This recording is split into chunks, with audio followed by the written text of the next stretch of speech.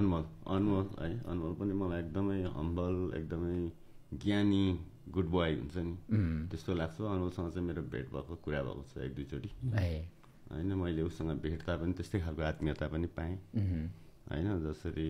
सँगै काम गर्ने चाहिँ मौका पाइएको छैन तर मलाई थाहा छ अनमोलको पनि इच्छा छ मसँग काम गर्ने मेरो पनि इच्छा छ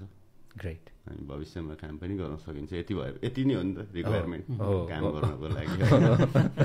अनि यो छ मलाई एकदम मनपर्छ एकदम गुड बोय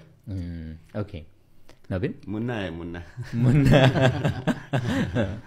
अनमोल केसीजी होइन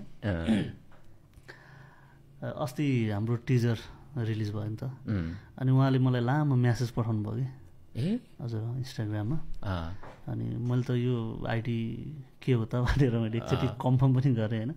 उहाँकै आइडी थियो रियल आइडी नै थियो अनि उहाँले चाहिँ एकदमै गुड विस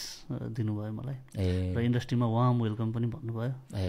र सँगै काम गरौँ है ब्रदर भन्ने हिसाबको एउटा कम्प्लिमेन्ट पनि दिनुभयो अनि त्यो हिसाबमा त्यो त एउटा खुसीको कुरा भइ नै हाल्यो त्योदेखि अलावा मैले पनि उहाँलाई चाहिँ एकदमै डाउन टु अर्थ जहिले पनि एउटा पवित्र आत्मा नै देखेँ हो कि उहाँलाई अनि उहाँको जुन एउटा करियरको ग्राफ छ जसरी आफूलाई अगाडि बढाइराख्नु भएको छ त्यो कुरामा एकदमै मेहनती एकदमै चाहिँ उहाँले प्रयास गरिरहेको होइन हेर्दाखेरि लाग्छ कि उहाँको जुन एउटा लामो यात्राको यात्री जस्तो लाग्छ मलाई।